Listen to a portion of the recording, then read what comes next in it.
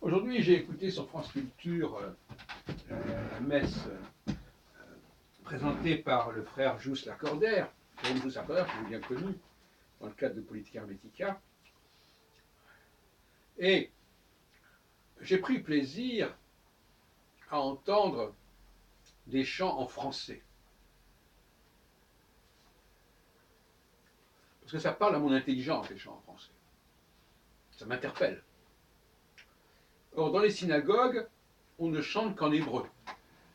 Et l'hébreu, qu'on le veuille ou non, enfin moi je connais à peu près l'hébreu, mais la plupart des gens ne comprennent pas ce qui se dit. Et c'est pas parce qu'on aura une traduction qui existe quelque part que ça change quelque chose. Je crois qu'il est invraisemblable de penser que dans les synagogues, on ne chante jamais en français. Jamais. Même les synagogues les plus libérales. Il y a quelque chose là de complètement fou. Et l'intelligence ne peut pas fonctionner dans une langue étrangère, en fait, généralement. On n'a pas la même écoute, on n'a pas non plus, quand on parle même, on n'a pas la même sensualité de la langue, on ne perçoit pas exactement la puissance des mots quand on parle dans une langue étrangère. Alors quand on ne connaît même pas, quand on parle une langue et qu'on ne comprend même pas ce qui se dit dans cette langue, ce qui est le cas de 80% des gens qui vont dans les synagogues, alors là c'est encore bien pire.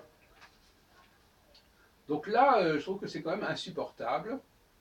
Le schéma Israël, par exemple, les gens le répètent en hébreu, ils l'apprennent par cœur en hébreu, le Kaddish c'est pareil, et en fin de compte, ils ne comprennent pas ce qui se dit. Si on leur demande de résumer ce qui se dit, ils en sont incapables. Alors ils vont peut-être vous lire la traduction, mais ils ne vont pas vous résumer le sens. Bon. Or, l'étude, l'analyse du texte du schéma Israël fait beaucoup de problèmes, elle pose beaucoup de questions.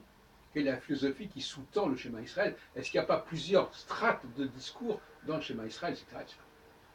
Et donc, par conséquent, il est quand même étonnant que je ne sais pas ce qui se passe à l'étranger, que le judaïsme libéral n'ait pas pris de la distance par rapport à cela, et au contraire, il semble qu'il soit dans une sorte de mimétisme mou.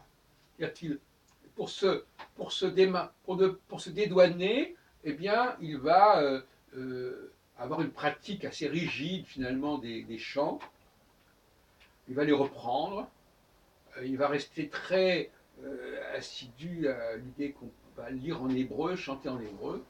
Et donc on n'a pas eu cette libération par rapport à l'orthodoxie que l'on a connue dans le monde chrétien. Parce que par exemple là, c'était une messe catholique, eh bien il chantait en français. Alors qu'au moins les gens sachent ce qu'ils lisent. De même que par exemple dans d'autres groupes, je vois que les gens chantent en français. Donc le seul endroit aujourd'hui où on voit des gens chanter dans une langue qui n'est non seulement pas le français, mais que les gens ne connaissent même pas eux-mêmes, c'est la synagogue, quelles que soient les obédiences. C'est invraisemblable. C'est inacceptable. Maintenant, en plus, il faut quand même écouter ce qui se dit. Est-ce que ce qu'on dit nous correspond? Est-ce qu'on est vrai? Est-ce qu'on adhère à ce qu'on dit quand on le chante en hébreu ou pas? Alors on donne le change parce que le sermon est en français, mais il n'empêche que la totalité des chants, même les psaumes, qui sont pourtant traduits en français par ailleurs, eh bien dans la synagogue, ils ne sont pas rendus en français.